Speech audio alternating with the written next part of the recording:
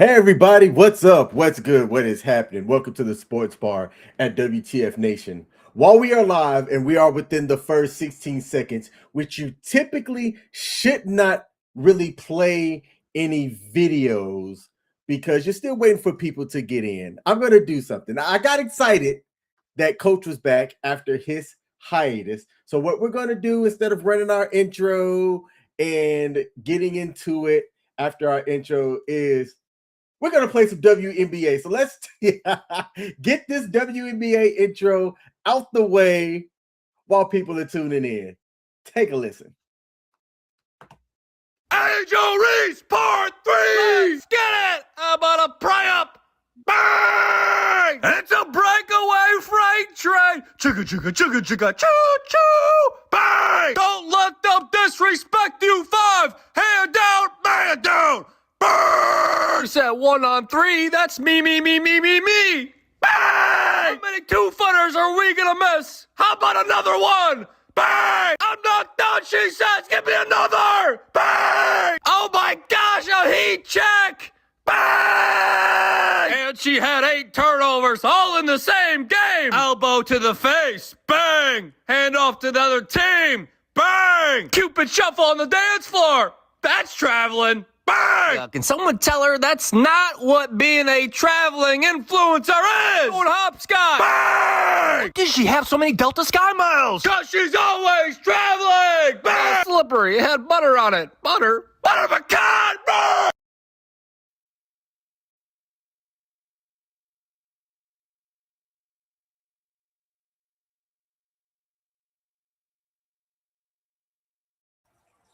With that being said, I still have not fixed our intro, and that's on me. So we're back. The WNBA has been in effect. Coach came back just in time to get his daily dose of Angel Reese. Coach, let the people know something. Hey King, I am going to say my normal catchphrase, but I got a question for you. Sir, yes, sir. Do you know that Angel Reese is now going to be a spokesperson for Waymo? No, You know why? Why? Because she's always traveling. What do you hear? What do you say? Let's go, baby. It's been a couple of episodes. Coach was away at a coaching clinic having to take care of business, but y'all see the fence. You hear the voice. What do you hear? What do you say? Hey, man, let's just jump right into it. Let's get right into it. The Eastern Conference Finals, your New York Knicks, looks like they had the easiest route to get there. How do you feel about what's going on with the Knicks so far? Do you believe that they are going to finish out and close out this series? And do you think that they have what it takes to bring home the title all the way? I have something that I need to say, and I've said this before regarding certain players. I've said this that they will never win a championship. I said that about Tracy McGrady, said that about Carmelo Anthony. I've said that about Russell Westbrook. And I have said this over and over again about the beard, James Harden. He is never going to win a championship. He is never going to make an NBA Finals again.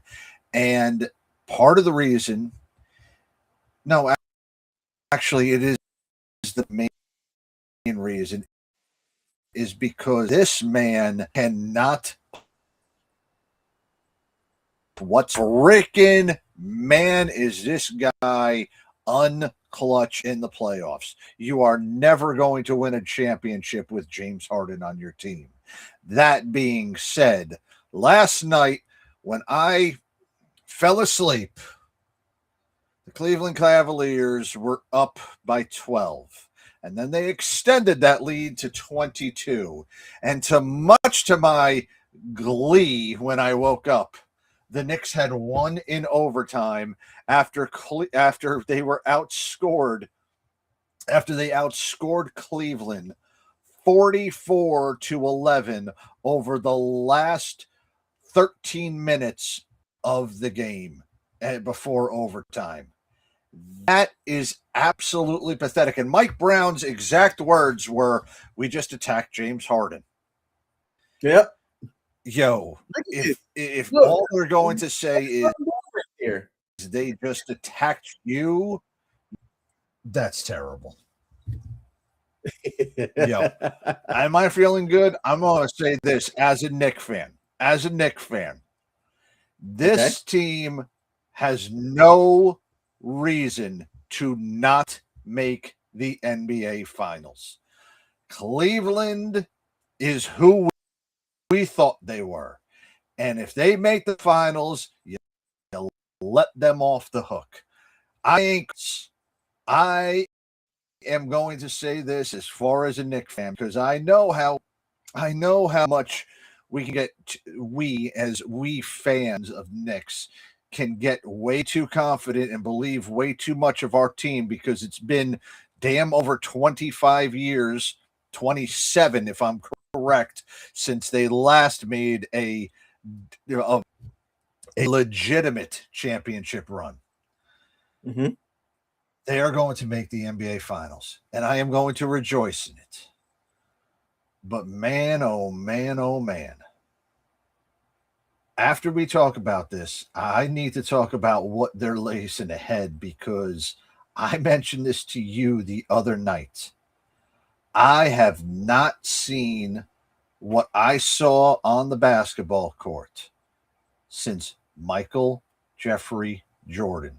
And I may even go all the way back saying that the NBA may have not seen something like this since Wilt Chamberlain. Okay. Kareem. I'm going to go back that far. I believe we might be on the same page, because let's just move over from the Eastern Conference Finals to the Western Conference Finals. Game 2 is tonight.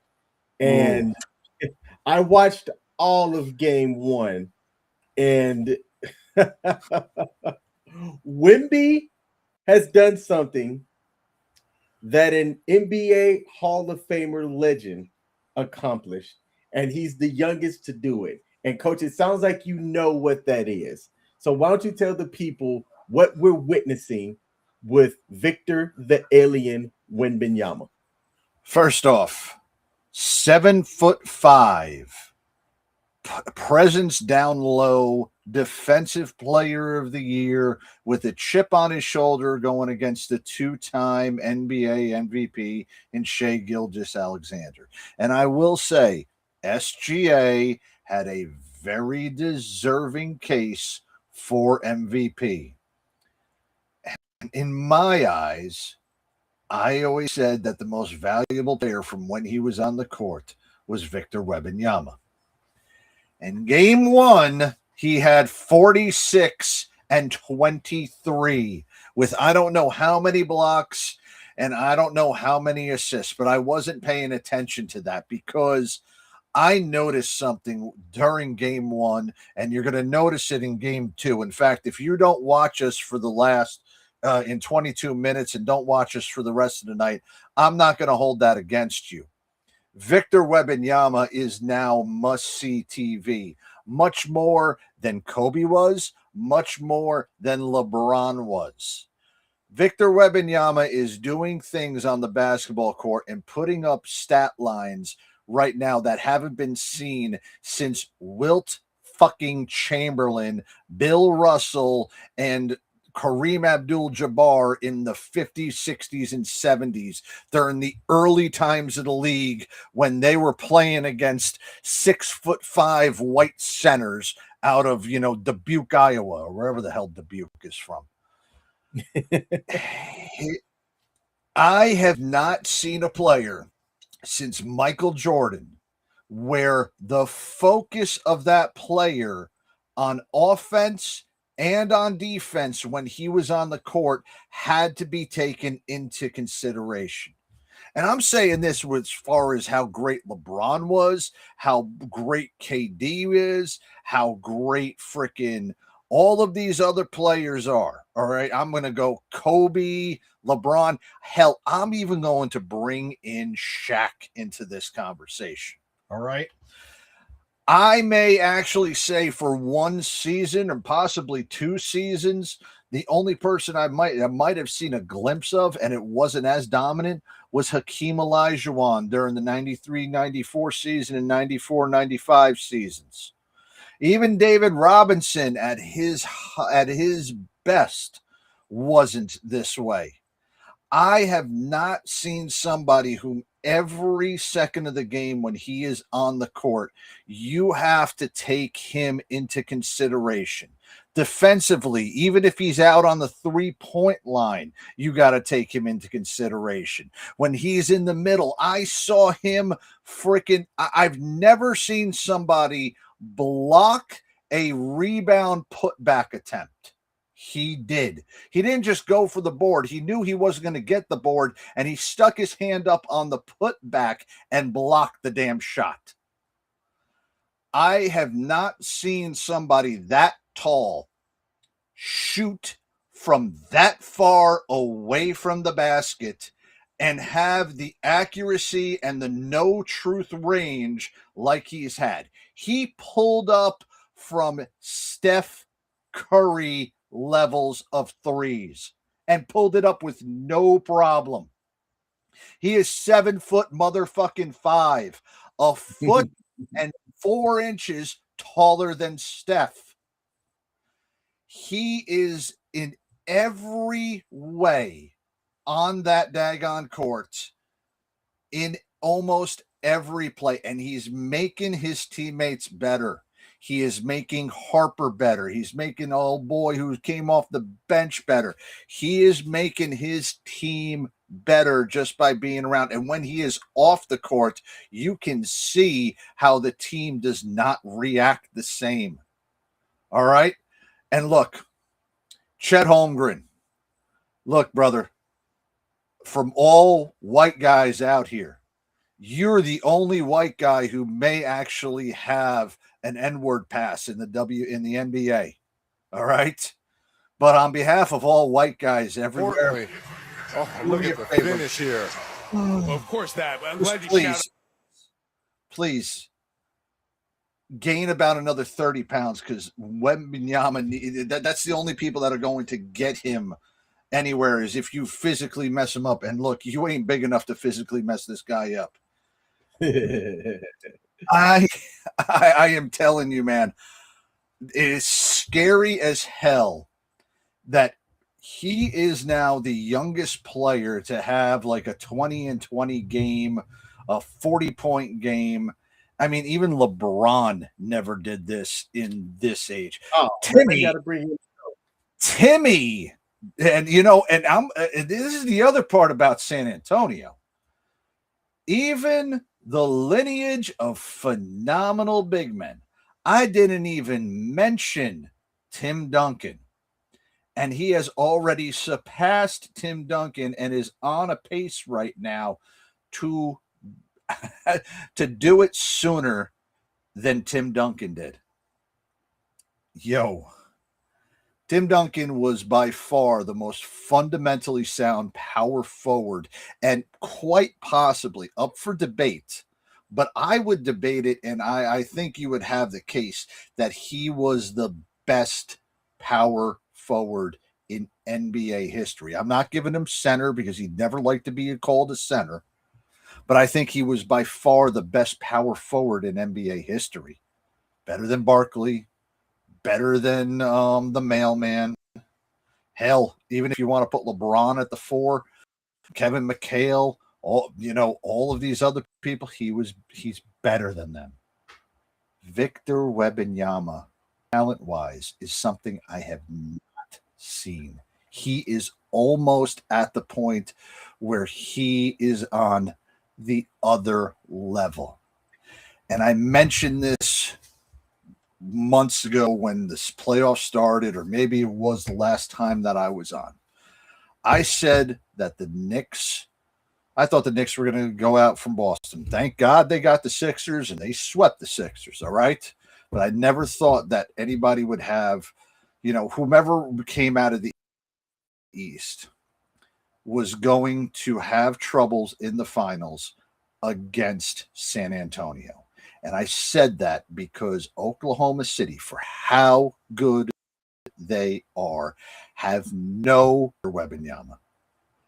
And right now, there is no answer across the NBA against Victor Wembanyama.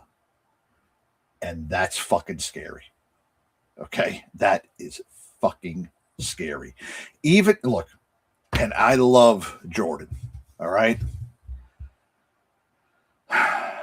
Even in 96, the Sonics put Peyton on Jordan.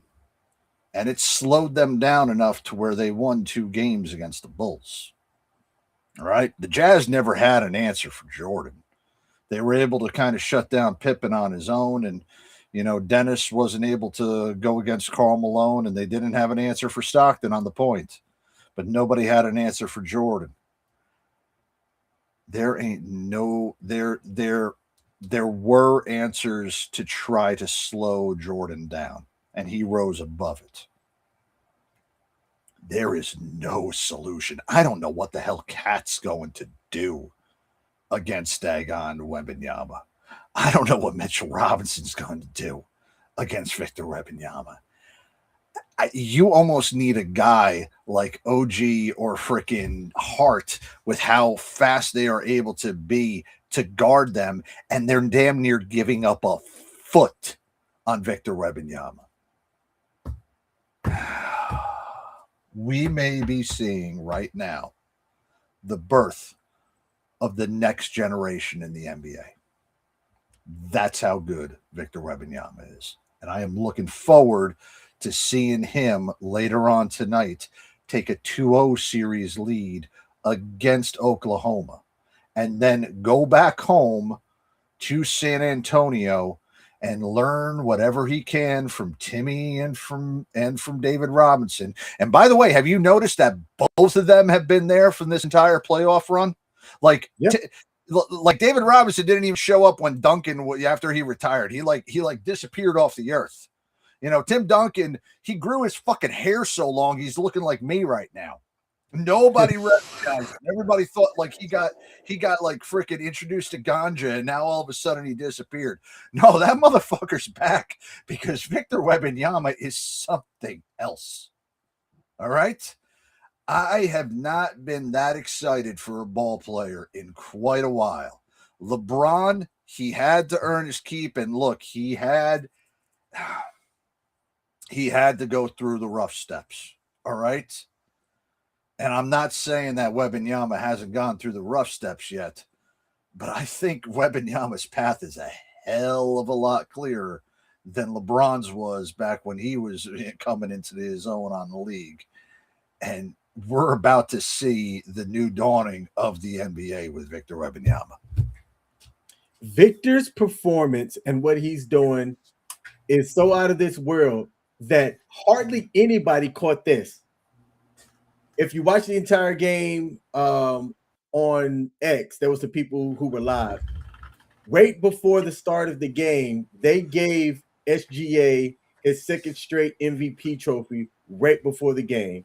And SGA went out there and went 7 of 23 from the field. So while he had 24 points and 12 assists, it was a highly inefficient game for the second straight MVP guy. Easily his worst shooting night of all of this round of playoffs, right? Wemby was that good that nobody even talked about that. Wemby was so good that nobody caught the fact that Dylan Harper, the rookie for the San Antonio Spurs, put up 24 points himself, along with 11 rebounds, 6 assists, and 7 steals. A Spurs playoff franchise record. And he's the first rookie since Magic Johnson, who you spoke about earlier, to put up a 20-10 and 5 line with 5+ steals in a playoff game. Yeah. That happened, yet there was a blip in that because of Wembanyama's 40 and 20 game. And then we'll end the series with this. The Spurs beat the Thunder 4 out of 5 times in the regular season. And just like you highlighted, they took the home court win on the road and they're playing on the road again, and they could. I don't think it's going to happen, but it looks like they could sweep this Oklahoma Thunder, who's a solid team from the 1 to the 5, but they don't have a 7'6" guard out there. And you know what?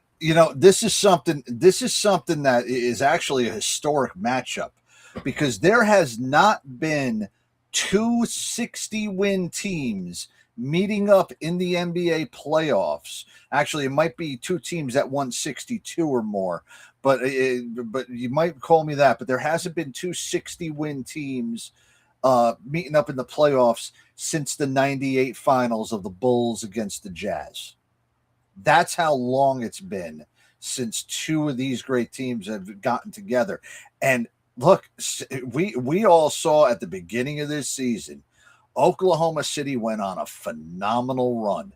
SGA has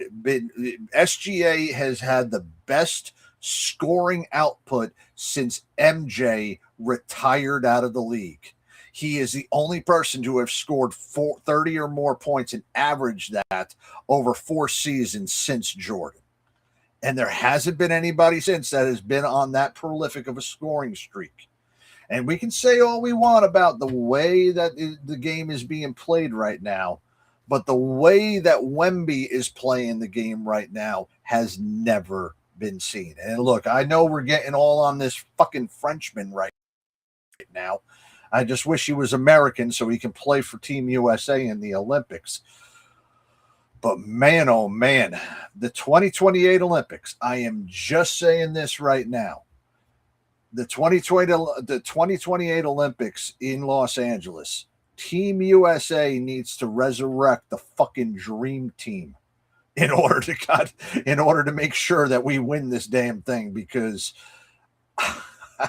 I will tell you, France would be my heavy to win the competition in 2028 with Victor Wembanyama at center. Until somebody, and I say we, as in America, can find somebody who can body him up and get him out of the paint and somehow rough him around and be that one guy, man, there's going to be problems. There is going to be loads of problems for everybody who is playing basketball.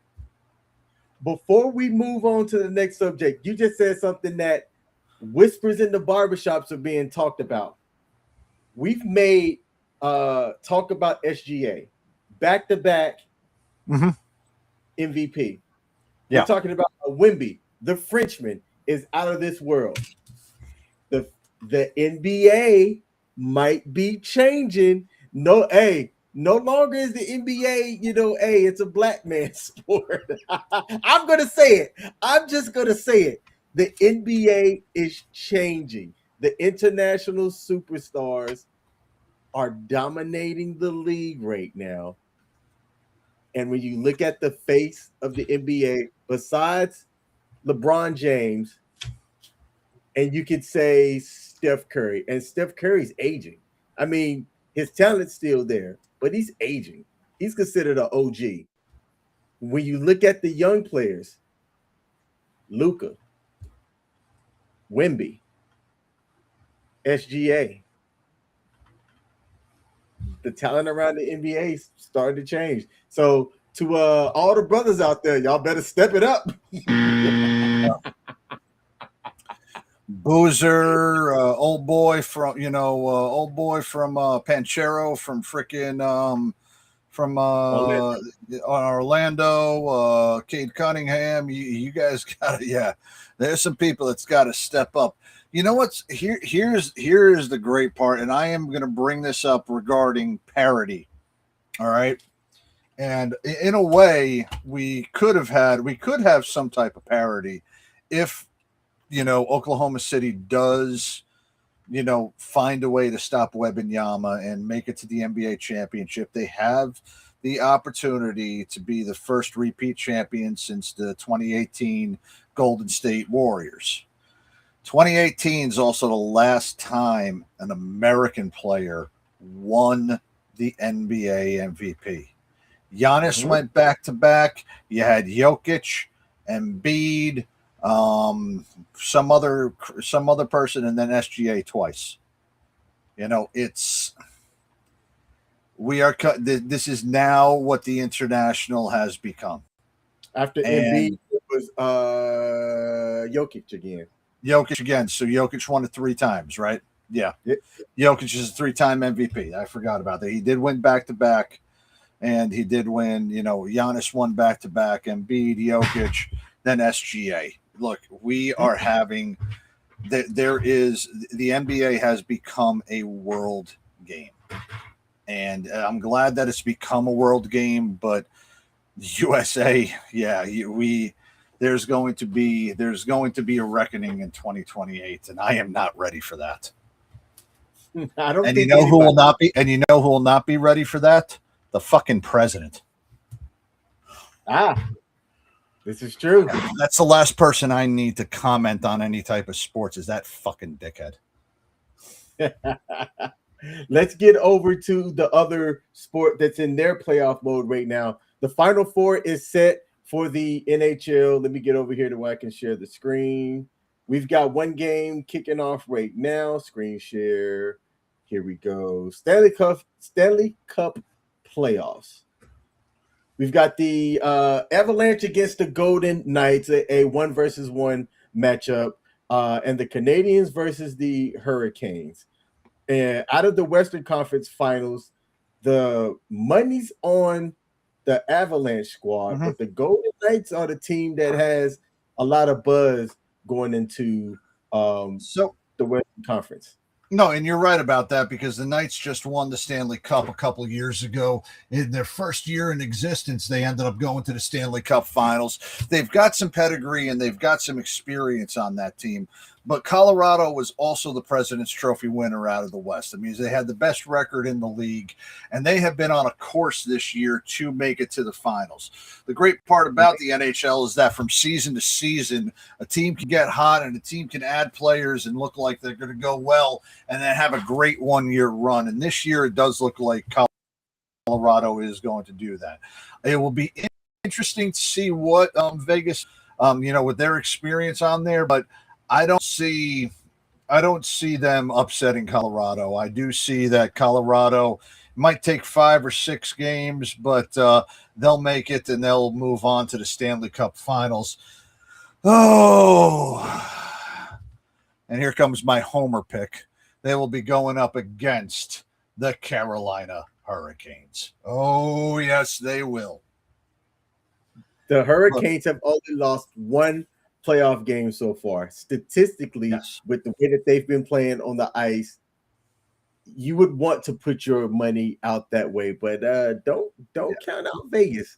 So let me bring something up, and I'm saying this as far as a run that I have seen in my life that has some eerie resemblances. And like I said, history doesn't repeat itself, but I do notice how history did repeat itself with the Carolina Hurricanes. The Carolina Hurricanes had the same record as well as the same number of points as the 1993-1994 New York Rangers. 1993-94 New York Rangers won 8 of their first 9 playoff games to make it to the Eastern Conference Finals. And then they went up against an upstart team, and I do believe the Canadiens are a pretty upstart team right now. And the Rangers went against the Devils. Now, it was a grinding series, and it took 2 overtimes in Game 7 for them to win, but the Rangers ended up winning because they were the better team. I have heard way too much stuff about Carolina on my local news, in my local radio, and people, oh, God almighty. Look, I used to call this Modell syndrome, all right? And if any of you know what Modell's is, gotta go to Mo's. I kind of miss that place. But Modell's is a sporting goods store where they used to sell all the jerseys for all the local teams in New York. And I called it Modell syndrome because if a team got hot, all of a sudden you started seeing people buying their jerseys, wearing their jerseys out, representing them. They didn't do anything during the regular season, but now they're getting on this magical championship run. And, you know, people are now talking about them and putting their gear on and doing all this other stuff. And Modell's season has opened up in North Carolina. The Hurricanes are the talk of the town, and the Hurricanes are talking about the Stanley Cup, which they have not been to since the 2005 2006 season or the 2004 2005 season. Don't remember which one it was. All I do know is that it was the year after the NHL completely freaking, it was a year after the NHL missed the entire season and canceled the entire season. And the Hurricanes came back and won the cup in that first year. I want to say it was 06. It was 2006. You are correct. So it's been 20 years. And look, and I'm talking about Carolina because there are like 4 different sides of Carolina, all right? Just like in New Jersey, how you got a North Jersey, which leans to New York, and you've got a South Jersey, which leans towards Philadelphia. North Carolina's kind of got 4 sections, and I'm in that area where all the Hurricanes fans really are. Charlotte really doesn't give a shit about it, and anything over into the mountains, they're kind of like their own people. And I will say anything on the coast of North Carolina, I'm not going to go as far as east of 95, but halfway in between 95 and the coast, that whole coastal area is kind of like its own freaking area right there where they don't give a shit about any of the teams. So I will say that in this area where we are very Canes heavy, Modell's season is upon us, and that is all everybody cares about. And I'm going to get swept up into this because I can't deny it.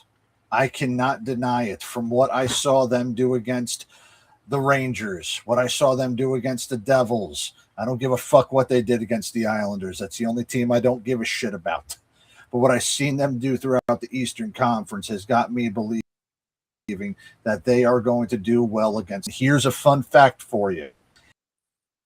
It's been now 33 years since a Canadian team has won the Stanley Cup. Do you know who that Canadian team was? Yes, it was the Montreal Canadiens.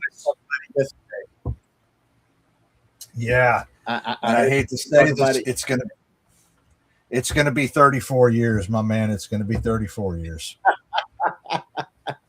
I thought that was a real interesting fact that it's been over 3 decades since a Canadian team has won the NHL Stanley Cup. That would make me go. I thought it was a lie when I heard it. All right, so here's the thing. NHL still does not have a hard salary cap. Okay, they do have a revenue sharing platform, but the teams are a little bit more apt to be able to spend past that salary cap that they have for the revenue sharing and be able to afford the great players. Back in the day, the Canadian, players and the international players were able to hometown kind of discount a stronger Canadian dollar versus the American dollar, as well as having a little bit of, country pride in what they did. And this is mainly during the 80s and early 90s. But since then, the smart money and all of the free agent money has all been going towards American teams. So the Canadian teams are now playing against the economy of Canada versus the economy of the United States. And I'm not saying that they're not cursed, because there has been Canadian teams in the Stanley Cup. There have finals since then. Talent has been playing professionally in the United States versus playing in their home country of Canada. I mean, hell, I'll say this right now. The greatest Canadian who has ever laced up any skates, Wayne Gretzky, won all of his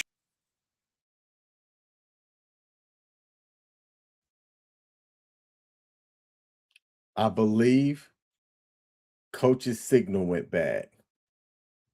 So will I wait to see if we're going to get coach back or not here? Let's take a look at, I'm going to bring up a clip. Coach, if you can hear me, back out and come back in. Let me come over here and update some things on my side. I'm going to DOS boot coach. DOS boot. Let's play a clip. Let's play a highlight clip while we see and we wait for coach to come back. Let's take a look at this inside the park grand slam. Out to left center. This ball is rocked. Into the gap and off the top of the wall. Two outfielders look at themselves and don't find the baseball. Here comes James Wood, rounding third and heading home. Inside the park grand slam for James Wood. That's pretty dope when your dugout can come out there and be that excited for you as well. So congratulations to James Wood on his inside the park grand slam. Let's see if coach is back here. Let's check the sources out and bring him up. Coach, are you back? Yeah, I'm back. Yeah, my internet's been acting bad all day today. I had an interview and the same thing was happening where I'd lose like internet access at like 30 or 40 minutes of being on. So sorry about that. No, it is all good. Let's so I just saw that you just played the most exciting play in baseball. That's what people are calling. The inside the park home runs are by far the most exciting plays in baseball. And I would possibly say, no. Not in all of sports. There are much more exciting plays that I have seen. But the inside the park home run is always one of those ones that always get me excited to see. I love seeing an inside the park home run. Oh, there was something else that came up too. A NHL fan in Raleigh proposed to his girlfriend during the Hurricanes round 2 sweep with a Hartford Whalers throwback ring box. And luckily, the young woman said yes, because that would have been a complete embarrassment. Well, all right. So the Carolina Hurricanes used to be the Hartford Whalers. I can understand the reason why they did something like that, but that's kind of like, look, they've been gone now. They've been in Carolina now. They've been in Carolina longer than I've been in fucking North Carolina. And I've been here for damn near 3 decades, okay? They're not playing in Connecticut anymore, as much as I would love to see them back in Connecticut. But no, they're not. So guess what? That's kind of like, wondering if the Dodgers are going to go back to Brooklyn or the Giants are going to go back to frickin', the Polo Grounds, or hell, the Ravens going back to take over the Cleveland Browns. That's how long it's been. The Ravens and the Browns that happened right around the same exact time that they moved. All right. None of that stuff's going back. I love the Hartford Whalers logo, but nobody is reminiscing about them playing in a freaking mall in Hartford, Connecticut. Okay. So please do me a favor, Carolina Hurricanes fans, get with reality. They're still the Hurricanes. All right. You don't see Ravens fans, longing for them to be the Browns. You don't see the Houston Astros longing to be the Seattle Pilots. You don't see there's a couple other ones that became like the fucking Brewers and you don't see the Atlanta Braves learning to be Boston again. All right. Stop that shit. I have one more clip to play that I thought was just fantastic while we queue up the next segment, y'all. Take a look. Out over the play with some movement, and he wants them to put it in play because most of them are weak outs. And here's Carson Hansen. Connor Fennell is all sorts of. So he throws the pitcher for Vanderbilt, throws the strike, and he says, "You're effing mine," and he points to him. Let's see if he actually owned this batter or not at the end of it all. Fired up. Eddie Newsom had the strike.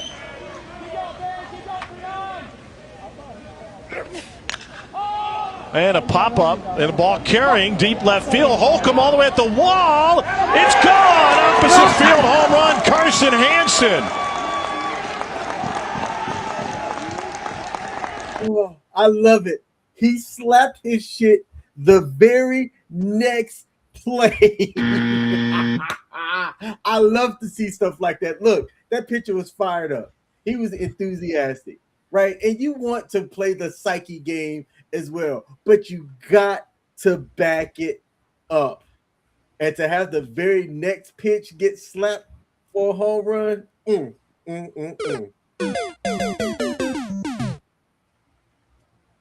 that pains me to see that pitcher get slapped like that. I mean, look, I grew up. I have 2 pitchers in my family, and look, I will say that, one of the exciting plays I see was when one of my brothers got pissed off and started talking shit to the batter and then ended up just blowing heat right past him. Oh, I mean, that was just the baseball me just freaking, oh God, I'm cringing right now for that fucking dude. I really am cringing right now for that batter. Feel fucking bad for him.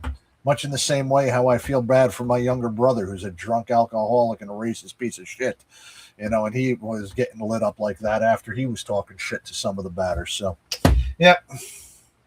Sorry, dude. I will never forget this moment. I was at a football game in which the team that was on offense was down 4 points and they needed like 60 yards to score. And there was like 10 seconds left on the play. The team on offense snaps, bombs it deep, and the cornerback knocked the ball down. And he thought he had the game knocked down, where he started immediately talking cash shit. He was like, I'm the man. I'm the effing man. Y'all shouldn't have tried me with that bullshit. I'm that dude. But he wasn't saying dude. He was saying a different word I'm not going to say on air. He was like, I'm that dude. I'm that dude. And what he didn't realize was there was 1 second left. And the team on offense threw it right back to his side. The very next play, he got mossed. And the team on offense scored the touchdown. And the guy that caught it immediately said, what that do that now? What that do that now? And the whole sideline erupted, man. I absolutely love it. I like moments like that. I like moments where people get fired up because they just made a play and things like that. But save your fired up-itness for when you actually close them out on a strikeout or you finish the game with double zeros left on the timer. I can understand the reasoning why that was said, that because, he's up for the challenge. He's trying to rise up against him. He's trying to psych himself up for it. God damn, did that fucking hurt me seeing that guy just get that way. That hit a little bit too home for me, man. Yes, sir. We got 2 more topics here to talk about. Then we're going to close out. Let's move over to MLB. Aaron Judge. Aaron Judge is on a home run pace that has never been reached. Well, I don't know. He did reach that in 2021 or 2022. Excuse me. Earlier in this week, he had back-to-back homers. Right now, his team is surging. Do you think that Aaron Judge is going to break his own home run record this season? And if he does, would this season go down as the greatest pure power season ever? Okay. No, let's not get ahead of ourselves. And this is a different Aaron Judge than what I have seen. Ooh. All right. In the year of 2022, when he did break his record, all right, he was batting a hell of a lot better than he was right now. He's hitting 261. All right.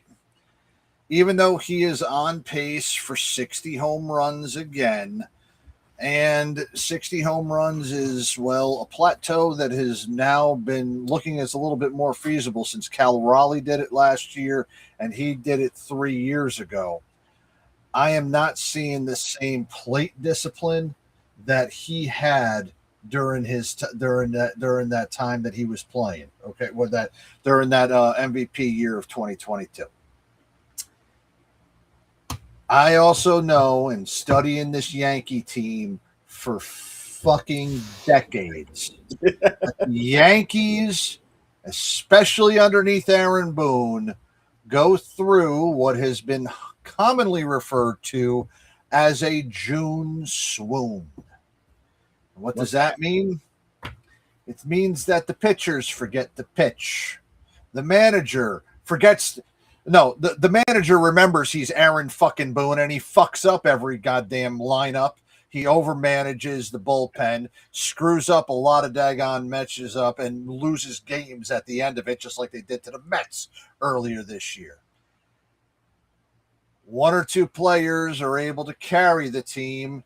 Then there's been years where it has been Aaron Judge who has carried them, but Judge does tend to tip off at the beginning of the summer and dip off. Then he gets himself back right around August, right around or July, right around the time that the trade deadline's at, where they don't trade for anybody to protect him in the order or get on base in front of him, but they do trade for pitching that ends up fucking them somehow in the off season. Then by the time August goes around, he goes back onto another hot streak. And next thing you know, he's in mid-40s to low 50s once September arrives. Now, once September arrives and he has been carrying that team to another over 500 record, if he stays healthy, he starts dipping again. In fact, he will either start dipping or they will utilize him so often to try to reach a home run that he becomes a home run or nothing player, completely messing up his swing and dropping that batting average to a full 20 to 30 points lower than what it was at the beginning of the fucking month. Then October rolls around, and Aaron Boone remembers again that he is Aaron Boone. And regardless of who is on that team and what positions that they will play, they will never be put into a position where they will be successful. They will always be put into a position where Aaron Judge has to carry everybody, and the immense load of carrying everybody causes him to go for 1 for 18 within a playoff series. It causes Ben Rice to remember that he is on a cooker and that nobody likes overcooked rice. And regardless of how much pitching help comes in this season, with a returning Rodon and Garrett Cole hopefully coming back, the pitching will not match up great against any of the opponents for this year. And then again, I will be coming back on here in October. In fact, I will actually say that during the World Series this year, I will not be on because I will be taking a vacation in Pennsylvania again during the last week of October. And I sure as fuck hope that the New York Yankees are not in the World Series, because I don't want to be spending my nights watching the World Series and getting pissed off that Aaron Boone fucked up another decision again, and I have no place to vent about how fucking stupid Aaron fucking Boone is as the manager of the New York Yankees. So, do I think Aaron Judge is on a pace to do well? Yes. Aaron Judge is a once-in-a-lifetime player. Do I also feel that the LA Dodgers are going to pull their head out of their ass and Shohei Ohtani is going to turn back into the Shohei Ohtani that we know of? Yes, I do. But I also know that this season was going to be the season that will break Major League Baseball. I mentioned this earlier this season, and I am mentioning this again. It's not going to matter come October because the Dodgers have way too many weapons to not three-peat as champions. And if they don't three-peat as champions, they will be as bad as the 73-9 Golden State Warriors not winning a championship that year. That's how big of a disappointment it will be. And if the Dodgers do end up winning, it will highlight all that is wrong with Major League Baseball, where the top team that wins the World Series 3 years in a row has a higher payroll than the bottom 7 teams combined. And by the way, New York Mets, I'm glad that you're in last place. Go suck my ass. Hey, there we go. Coach's hot takes on his New York team. At least he's got one team with a chance to win it all. Yes, I do. And they're staring down the freaking barrel of an alien 7'5" Frenchman. Let's go. Last story for the night. Oh, fuck. Oh, fuck. No. I've been doing all right so far. I haven't gone on a rant yet. Now you get me worked up. You thought we were going to go WNBA? Are we going to? It's in the fucking title of our show.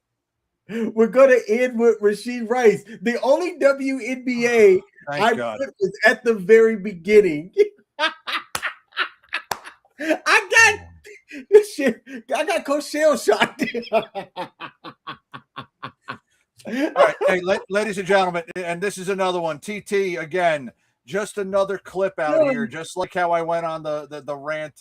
Oh God! And by the way, just so you all know, other than the coaching clinic that I was at, I was also suspended off of Facebook because apparently telling Joe Buck that he looks and calling saying Joe Buck's a fucking idiot.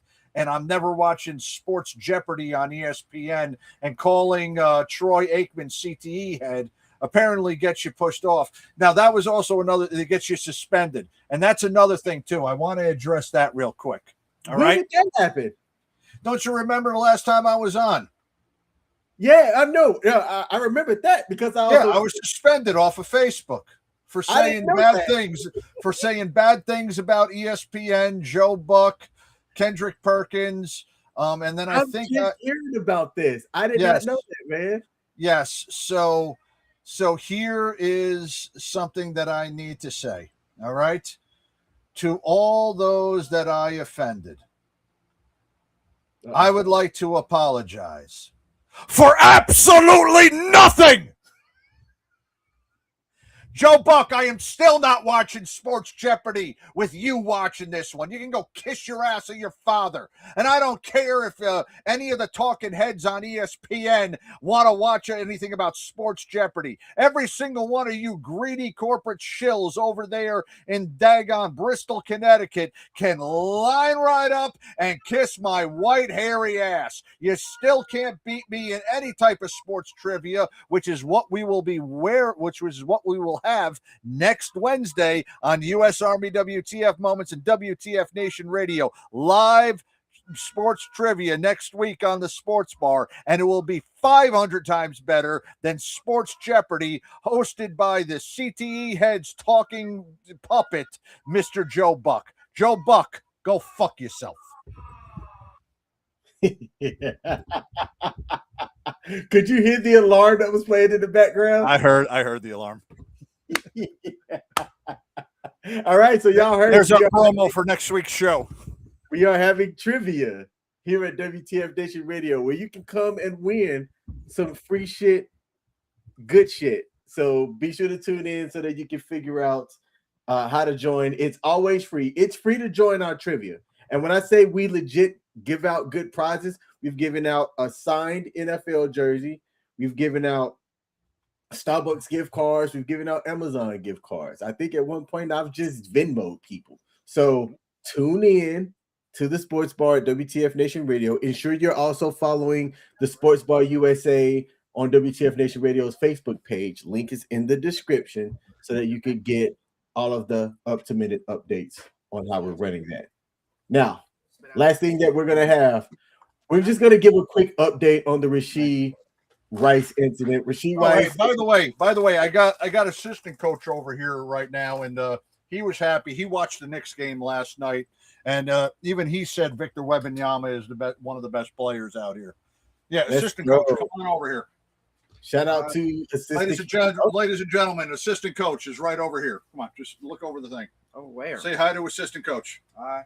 Yeah, there's assistant coach, ladies and gentlemen. You can see he looks exactly like me. Yeah, just taller. There's assistant coach. All right. Jared McCain's better, though.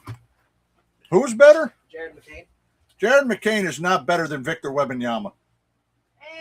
Agree to disagree. Holy shit. Man, what are we teaching the youth these days? I don't know, man. Final story here. This is an update on the Rashee Rice incident. Rashee Rice, Kansas City Chiefs.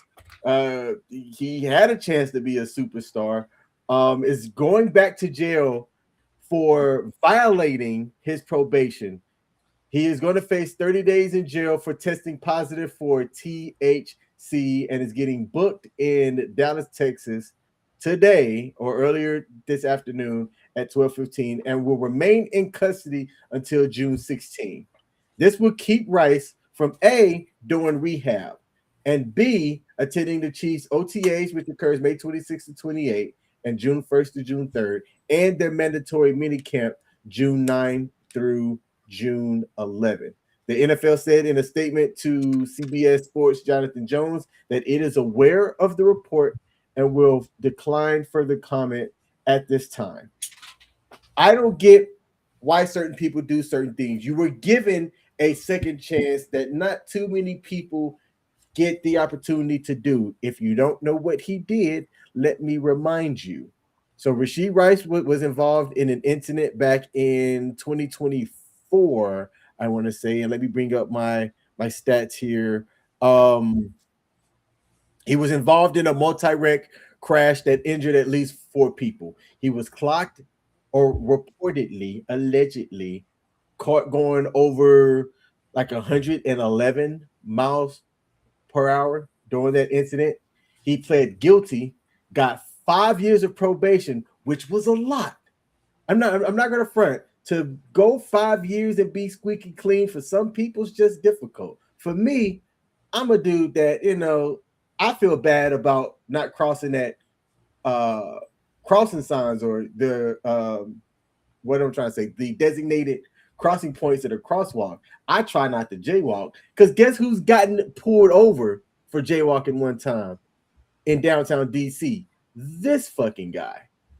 All right. But when you are an NFL level talent, you did something so stupid like going on a high-speed car crash and you only got 5 years of probation, you need to be walking the straight and narrow, making sure that you're not ingesting anything that is testable that could get you put in jail so that you have the opportunity to do something that less than 2% of the people that play the sport get the opportunity to do, and that's play at the highest level and make life-changing money doing it. So to Rashee Rice, nobody feels bad for you, man. You need to make better decisions in life. And as a young man in his young 20s who thinks he's got the world by the balls, you might need to rethink your next 5 years and get you a better 5-year life plan, brother. I have to agree with you. What exactly you said. I have to agree with this. And for those that are thinking and watching this and saying, well, all he did was test positive for marijuana, I want to remind everybody that even though the stigmata about marijuana and its uses, especially with those that aren't in the military, there really shouldn't be. No, it is still a banned substance. And even though, there has been medicinal things to go ahead and use it recreationally, you are still not able to do it, especially in states where it is banned. Now, look, if somebody in New Jersey, if somebody in Colorado, if somebody in all these other places tests positive for it, they're still going to be suspended by the NFL for breaking the drug policy, much in the same way that any soldier that is stationed in a state where marijuana is legal can be held against the UCMJ for any type of positive test or even possession of that substance because it is still federally banned. I don't want to hear that it was doing it to help him. And look, I get it. I myself use marijuana every, it's actually I haven't done it in like about 3 or 4 months, but I was a daily smoker for several years, and I understand how it helps people cope. It helps people recover. It helps people relax, and it helps with the healing process. On top of that, it also helps with the headaches and a couple other, medicinal types of things. But that being said, he does not have a prescription for it. He tested positive for it, and it is still banned by the collective bargaining agreement in the NFL, as well as banned completely as per his probation in the state of Texas. Now, if you want to be mad at somebody, be mad at the entire state of Texas.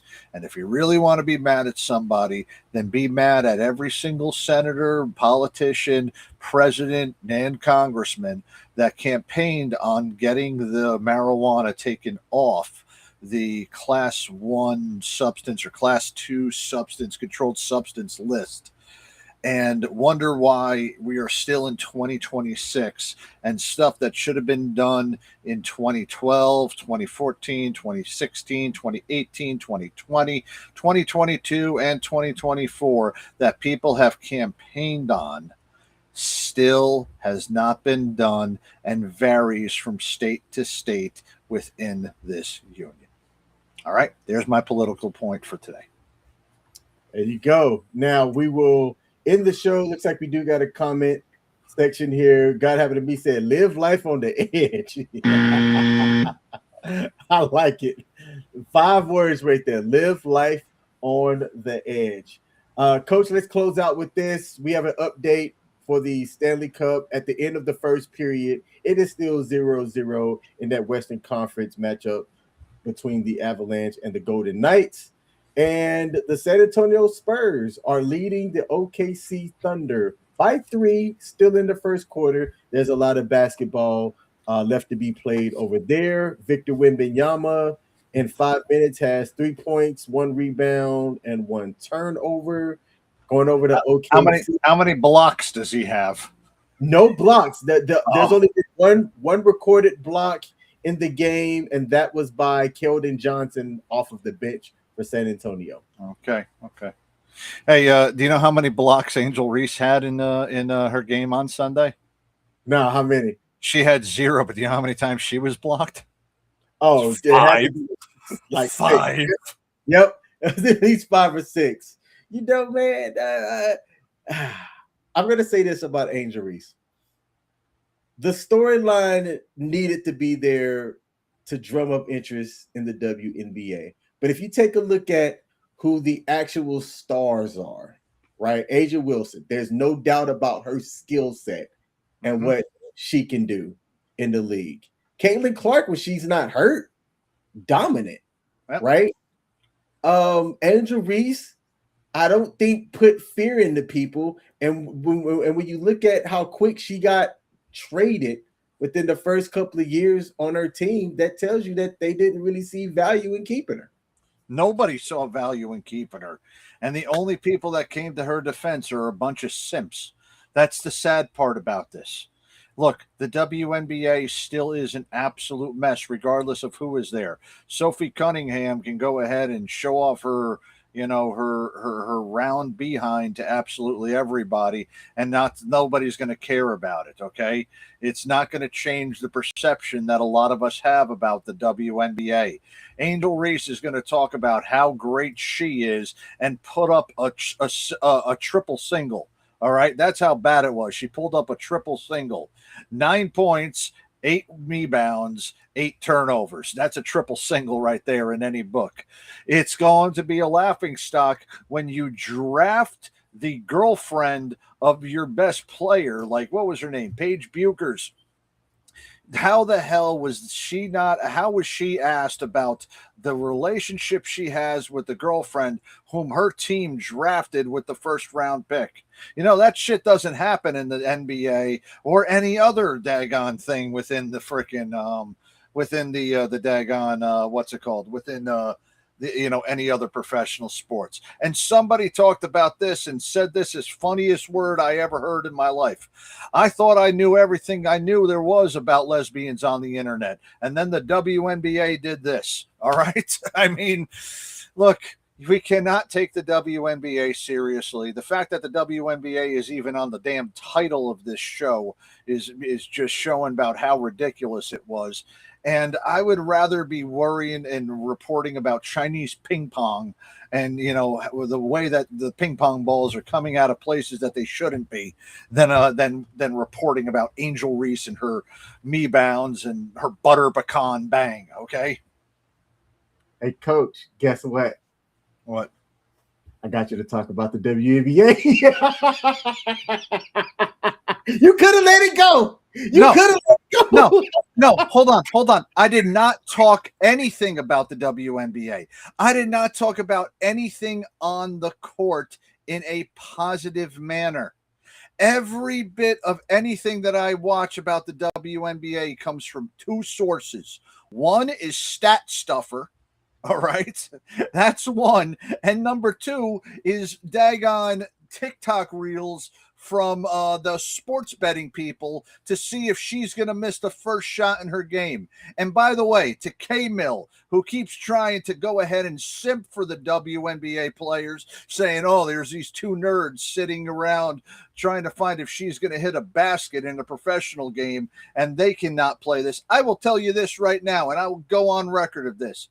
A 50-year-old former Division III basketball player who's got busted knees, busted ankles, and still can have an outside shot would beat Angel Reese one-on-one 11-6. And of those 6 points Angel Reese will score, 4 of them will be on her own me bounds. I'm just saying, I didn't bring up Paige in this conversation. No, I saw that video earlier, and I was like, it started off with the guy saying, and I thought I knew everything about lesbians on the internet, and then the WNBA does this. That's by far one of the best lines I can see to a TikTok reel I have ever seen in my life. I thought I knew all about lesbians on the internet, and then the WNBA did this. All right, y'all. I'm King. That's Coach. We are the Sports Bar, WTF Nation Radio. We're out. Go Knicks!